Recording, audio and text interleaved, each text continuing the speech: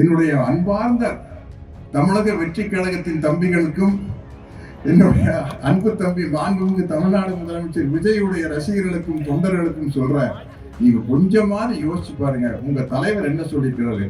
எங்களுடைய கொள்கை தலைவர் பெரியார் அம்பேத்கர் சொல்லியிருக்காரு இல்லையா? அப்ப அதை நோக்கி கொஞ்சமாவது நீங்க போகணுமா வேண்டாமா?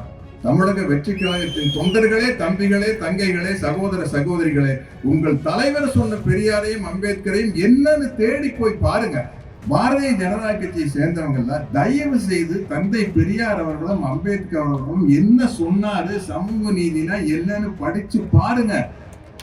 அது சரியா இருந்தா ஏத்துக்குங்க, இல்லாட்டி தலையை சுத்தி வீசிருங்கிற தந்தை பெரியார் அதான சொல்லியிருக்காரு. அப்படி நிற்கும் போது நம்மளுக்கு ஏன் நம்ம இந்த பொசிஷன்ல வந்தோம்? தம்பி ராசா பேசிட்டு போனார் பாருங்க, அமெரிக்கால லண்டன்ல இத்தனை பேர் இருக்கிறோம்னா ஏன் வந்தோம் அப்படிங்கிறது நம்ம யாருக்கு சொல்லி கொடுக்காம விட்டோம். நம்ம சொல்லி கொடுக்காம ஆஹா என்னப்பா வந்தாச்சுப்பா, நம்ம உட்கார்ந்தாச்சுப்பா, இனிமே நம்ம ஆட்சிதான்ப்பா அப்படின்னு சொல்லி கொடுக்காம விட்டோம். அதனுடைய ஒரு சின்ன செட்பேக் தான் இது, சின்ன செட்பேக் தான், அவ்வளவுதான். தமிழ்நாட்டுல எல்லாமே சேஞ்ச் ஆயிடுச்சு. உங்க நகையையும் சேஞ்ச் பண்ணுங்க. உங்க பழைய நகைக்கு கிராமுக்கு 150 ரூபாய் கூடுதலா வாங்கி புது நகை எடுத்துக்கோங்க. அதே கம்மி சேதாரம் தான் உங்க லலிதால மட்டும்தான். சிட்டாசிஸ் தமிழர் 4.0 அணிகளாய் திரள்வோம், அமைப்பாய் உயர்வோம். ஜூலை 24-25 ஹில்டன், சென்னை. அம்பேத்கரை மோதல், ஏன்னா இவர் பிற்படுத்தப்பட்டவங்களுக்கு தலைவராமா, அவர் தாழ்த்தப்பட்டவங்களுக்கு தலைவராமா, பட்டியலின மக்களுக்கு தலைவர், இவர் பிற்படுத்தப்பட்ட மக்களுக்கு மட்டும்தான் பெரியார் தலைவர் அப்படின்னு ஒரு மோதல் சிட்டு முடிச்சு விடுற வேலைதான் நம்ம ஆளுக்கு நல்லா சரிவாங்க இல்ல. இப்ப அந்த சிட்டை சுக்குநூறா வெட்டி வீசிட்டு போயிட்டாரு தம்பி ராசா. எல்லா சிண்டுகளையும் வெட்டிட்டாரு. இனிமே சிண்டு படி இருக்காங்க, அவங்களுக்கு வாய்ப்பே கிடையாது. அவ்வளவு புள்ளி விவரத்தோட அருமையா பேசிட்டாரு. எனக்கு என்ன அதிசயம்னா, எனக்கு ஒரு கிராமத்தை பத்தி ரொம்ப பெருமையா பேசிட்டு இருப்பாங்க. நான் அமெரிக்கா போனப்போ சிகாகோல இருந்து இந்த நயாகரா வாட்டர் ஃபால்ஸுக்கு போற வழியில ஒரு சின்ன கிராமம் இருக்குது. அந்த கிராமத்து வழியே ஒரு ஏரோ போட்டு ஒருத்தர் படம் போட்டிருந்தாரு. அந்த படத்தை ஏற்கனவே நான் பார்த்ததுனால அவர் விஞ்ஞானி தாமஸ் ஆல்வா எடிசனுடைய படம் அப்படின்னு தெரிஞ்சிருச்சு.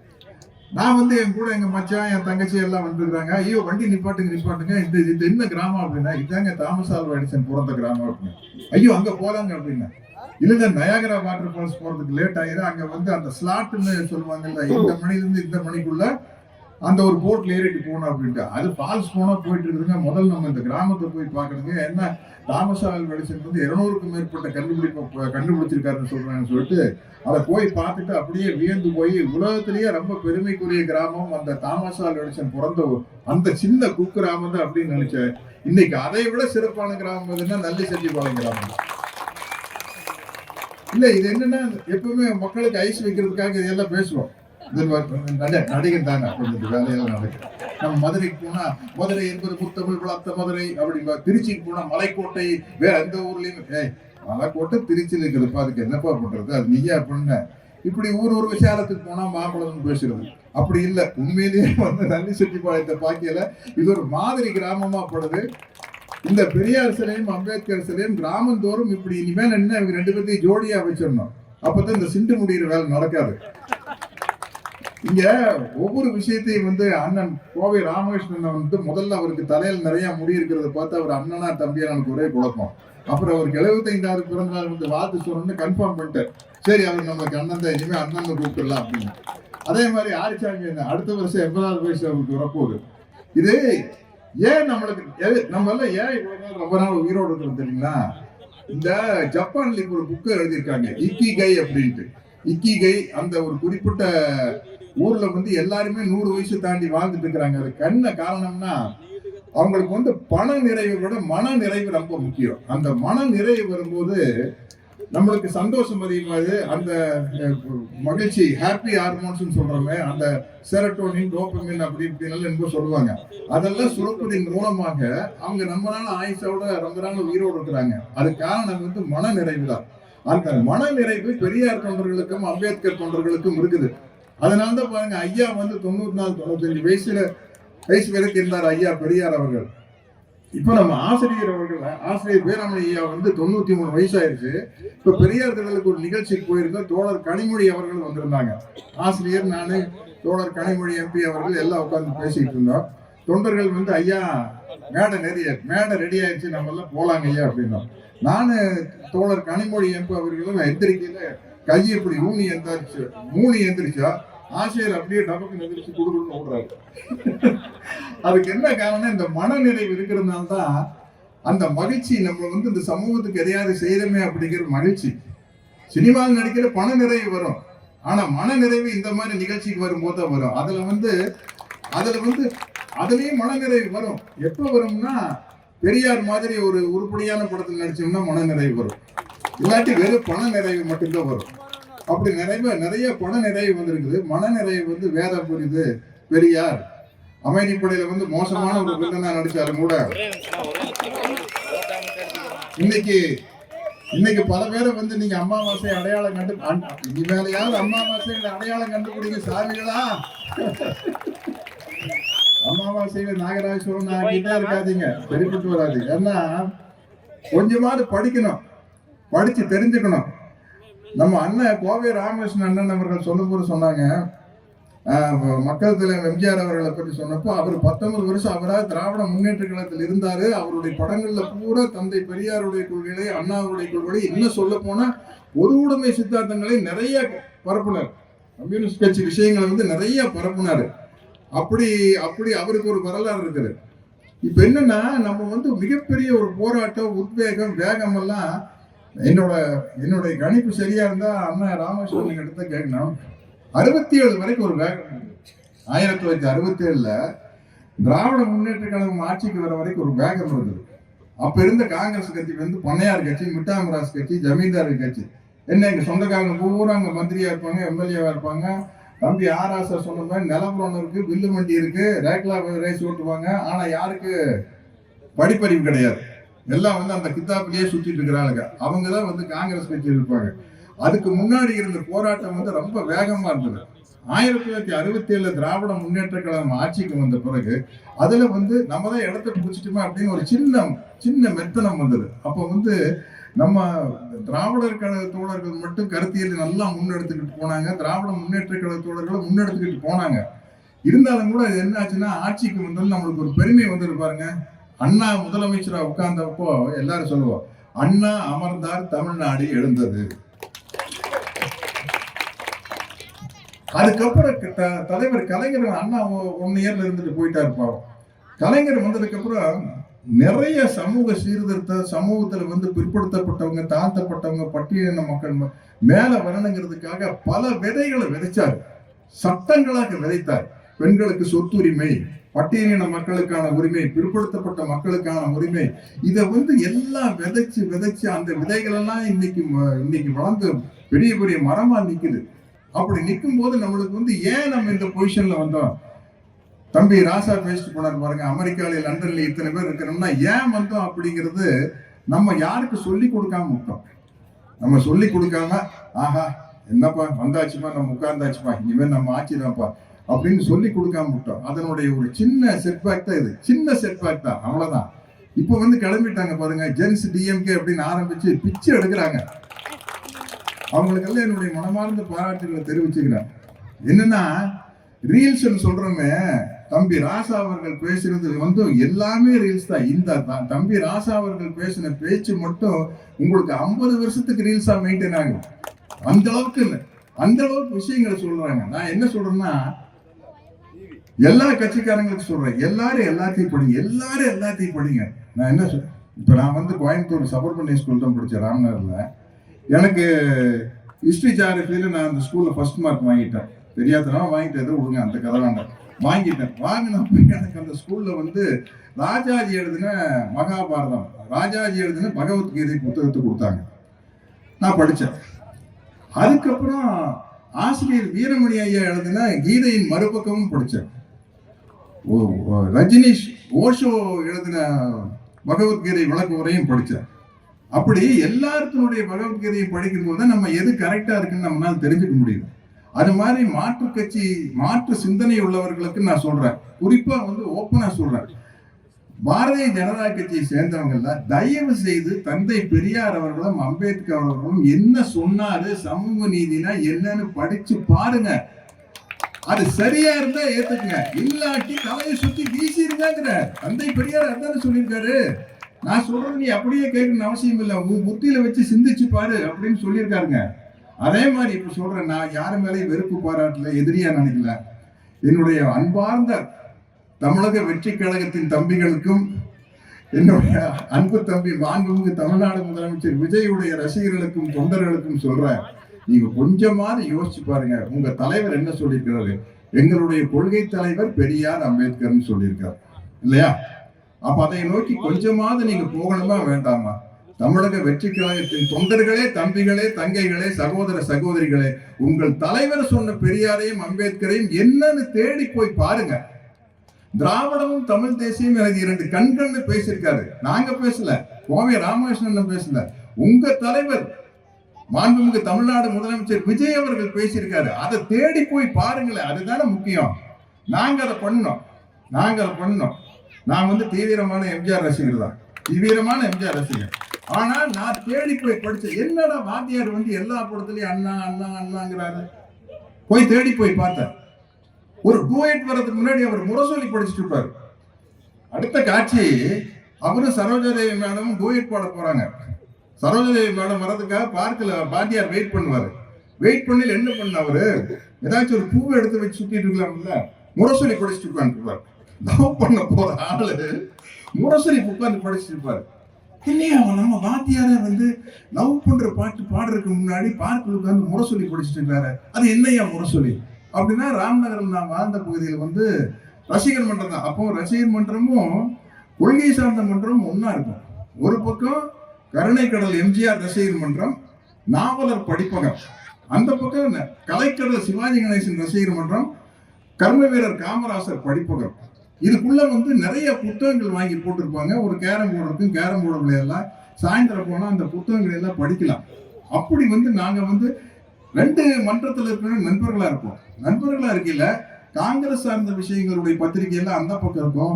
திராவிட முன்னேற்ற கழக பெரியாரை சிந்தனைகள் சார்ந்த பத்திரிகை எல்லாம் இந்த கருணைக்கடல் எம்ஜிஆர் ரசிகர் மன்றத்தில் இருக்கும். அந்த பக்கம் கலைக்கடல் சிவாஜி ரசிகர் மன்றத்தில் அதெல்லாம் இருக்கும். இதையெல்லாம் போய் தேடி படிப்போம். அதனாலதான் சொல்றேன், தமிழக வெற்றி கழகத்தின் தம்பிகளும் தங்கைகளும் நண்பாக்களும் நண்பிகளுக்கும் சொல்றேன், தயவு செய்து நீங்க தேடி போய் படிங்க. நான் சொல்லல, நான் ஒரு ஜுஜிபி உங்க தலைவர் சொல்லியிருக்காரு. தயவு செய்து போய் பாருங்க. ஏன்னா அந்த பேரை மட்டும் கேட்டா பத்தாது, அந்த பேருக்குள்ள என்ன இருக்கு அப்படிங்கறத நம்ம தெரிஞ்சுக்கணும். இதுதான் நான் உங்களுக்கு வைக்கிற ஒரு அன்பான வேண்டுகோள். இதை நீங்க தெரிஞ்சுக்கும் போது இன்னும் நீங்கள் பக்குவப்படுவீங்க, பண்படுவீங்க, மேலும் மேலும் வாழ்க்கையில முன்னுக்கு வருவீங்க. இந்த சமூகம் இந்த நிலைமைக்கு வருவதற்கு தந்தை பெரியார் அவர்களும் அண்ணல் அம்பேத்கர் அவர்களும் எந்த அளவுக்கு பாடுபட்டாங்க. இனிமேல் இந்த பிரித்தாளும் சூழ்ச்சி நடக்கவே கூடாது. அம்பேத்கர் என்பவர் பட்டியலின மக்களின் தலைவர், பெரியார் பிற்படுத்தப்பட்ட மக்களின் தலைவர் என்ற பேச்சுக்கே இடம் இருக்கக்கூடாது. அவர் இவருக்கு தலைவர், இவர் அவருக்கு தலைவர். கோவை ராமகிருஷ்ணன் சொன்னது போல அங்க மகாராஷ்டிரால பெரியார் அவர்கள் பிறந்திருந்தார், அண்ணல் அம்பேத்கராக இருந்திருப்பார். அண்ணல் அம்பேத்கர் ஈரோட்ல பிறந்திருந்தா பெரியாரா இருந்திருப்பார். இன்னும் சொல்ல போனா ரெண்டு பேரும் ஜெர்மன்ல பிறந்திருந்தா காரல் மார்க்ஸா இருந்திருப்பாங்க. காரல் மார்க்ஸ் இங்க பிறந்திருந்தா பெரியாராவும் அம்பேத்கராவும் இருந்திருப்பாரு. அந்த சூழ்நிலையின் காரணமாக ஏற்பட்ட போராட்டங்கள் தான், அதனுடைய வடிவங்கள் தான். அங்க வெளிநாட்டுல ஏழை பணக்கார பிரச்சனை தான் இருக்குது, முதலாளி தொழிலாளி பிரச்சனை தான் இருந்தது. அதனால மார்க்ஸ் அவர்கள் வர்க்கத்தை மட்டும் முன்னெடுத்தார். மார்ட்டின் லூதர் கிங் பிறந்த ஊர்ல நிறவெறி இருந்தது, அதனால அதுக்கு முக்கியத்துவம் கொடுத்தார். மார்ட்டின் லூதர் கிங்கனுடைய வரலாற்று உள்ள படிச்சு பார்த்தீங்கன்னா நிச்சயமா பெண் விடுதலை பற்றி பேசியிருப்பார். ஆனா எது முன்னாடி நிக்குதுன்னா, அங்க இருக்கிற கள பிரச்சனை முன்னாடி நிக்குது. இதுதான் விஷயம், வேற ஒண்ணுமே இல்லை. இன்னும் சொல்ல போனா நம்மளுடைய தோழர்கள், அப்புறம் இதை சொல்றேன் பாருங்க, சினிமாவில் நடிச்சா பண நிறைவு, இங்க வந்தாத்தான் மன நிறைவுன்னு.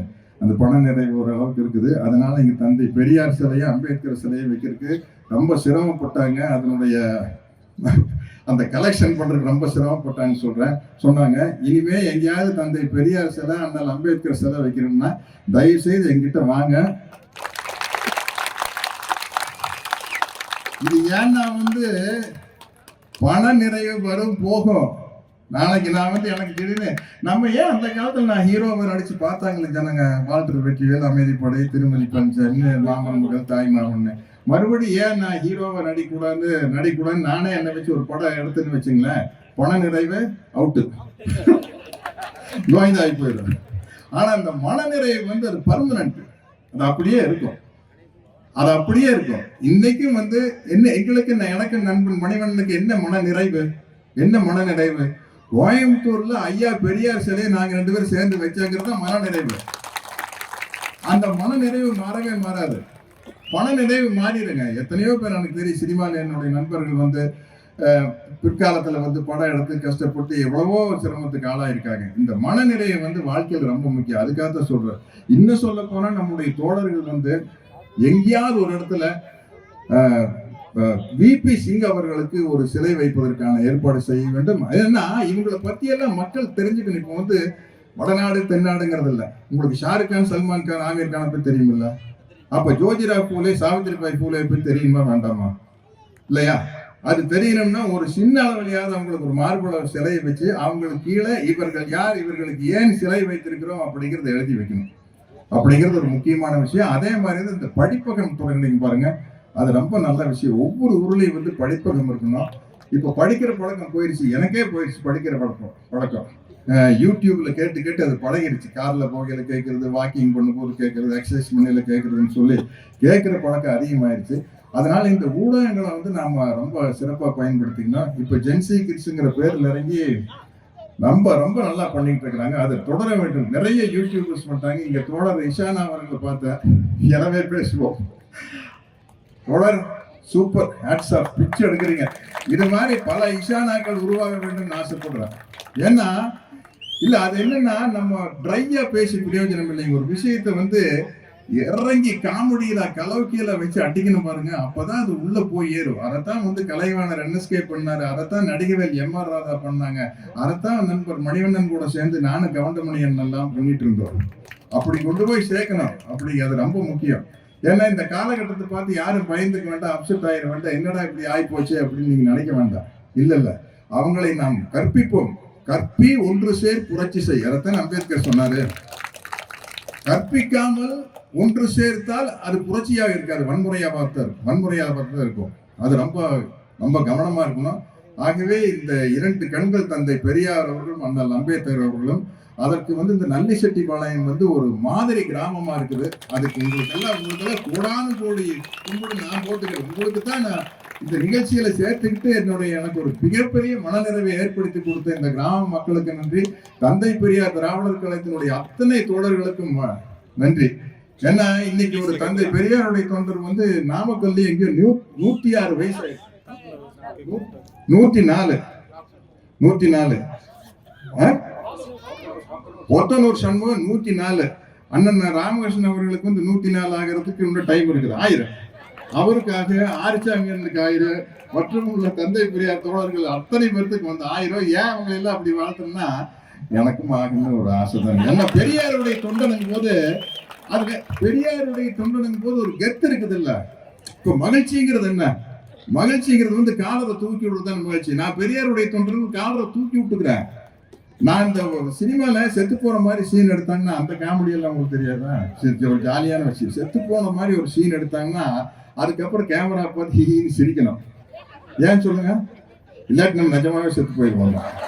அதனால அங்க ஆர்ட் டைரக்டர், ஆர்ட் அசிஸ்டன்ட் வந்து கரெக்ட் ரெடியா ஒரு தேங்காய் வச்சு நின்று இருப்பாரு. ஈன்னு நம்ம சிரிக்கணும், என் கேமரா பார்த்து நம்மளுக்கு சுற்றி போட்டுருவாங்க. நான் இப்ப சமீபத்தில் ஒரு படத்துல நிறைய படத்தில் சேர்த்துக்கிறேன். ஒவ்வொரு தடவை கூப்பிட்டு சொல்லிடுவேன், தயவுசெய்து தேங்காய் எல்லாம் ரெடி பண்ணிடாதீங்கப்பா, I am proud Periyarist. Proud Periyarist தமிழ்ல சொல்றதுன்னா கொஞ்சம் இதாக கூட இருக்கலாம். திமிர் முடிச்ச பெரியாரிஸ்ட்.